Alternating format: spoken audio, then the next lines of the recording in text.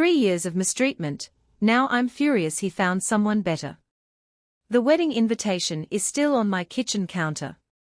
Untouched. Like it's daring me to breathe.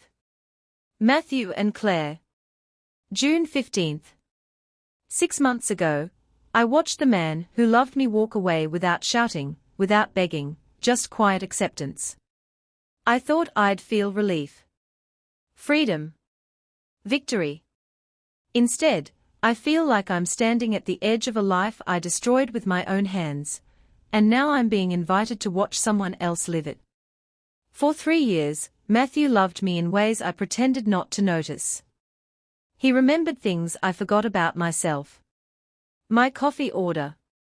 The way I hated driving at night. How silence made me anxious unless someone held my hand. And I hated him for it. Not openly. Not cruelly.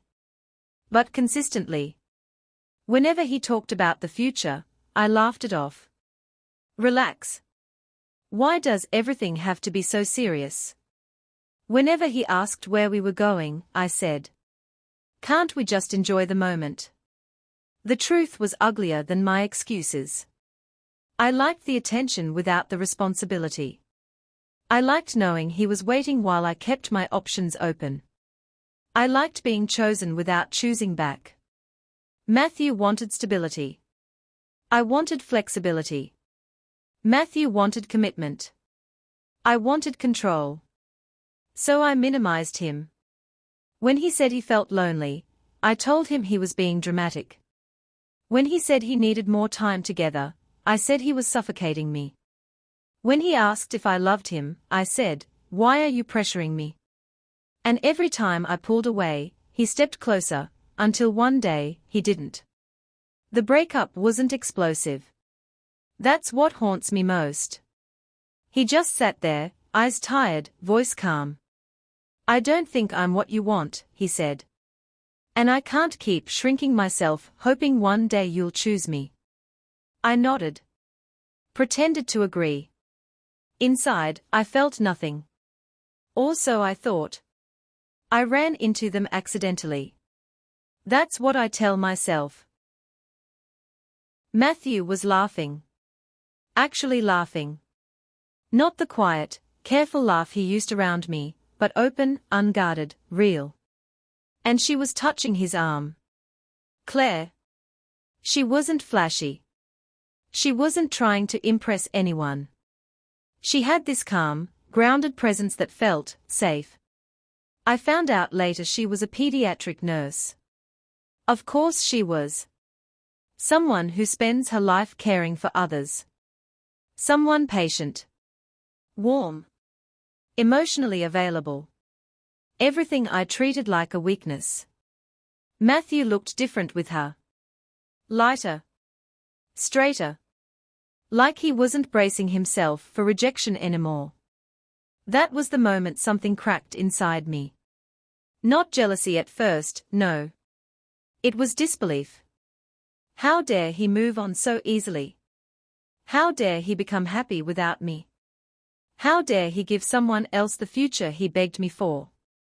I went home and cried, not because I missed him, but because I realized he no longer needed me. I told myself I was just curious. One look at his social media. One scroll through her page. One harmless check. That's how it started. Then I learned her routines. Their favorite cafe.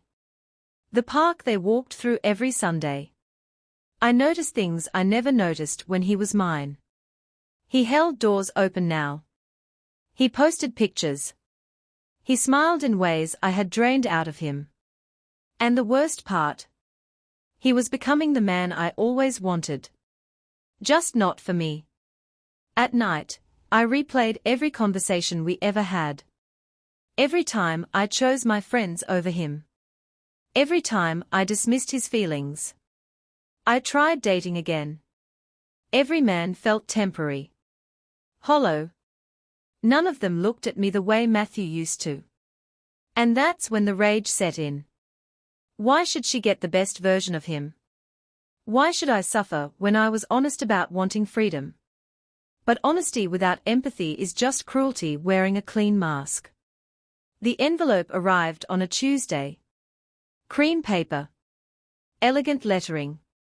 Matthew and Claire request the pleasure of your presence. I dropped it like it burned. 6 months ago, I wouldn't have cared. Now it felt like a verdict. That night, my phone rang. His name lit up the screen. Hey, he said softly. I just wanted to know, are you coming? Not angry. Not bitter. Just kind. That kindness hurt more than hate ever could. I told him I didn't know. After the call, I stared at my reflection. For the first time, I didn't see a woman choosing freedom. I saw someone who confused independence with avoidance. And confidence with emotional neglect. The wedding wasn't just about them. It was about everything I refused to become. And everything I lost because of it. I did go. Not for closure. Not to interfere. But because running had already cost me enough. Watching Matthew promise forever to someone else felt like swallowing glass. But Claire looked at him the way he always deserved. And for the first time, I understood something painful and freeing. Love isn't about being wanted.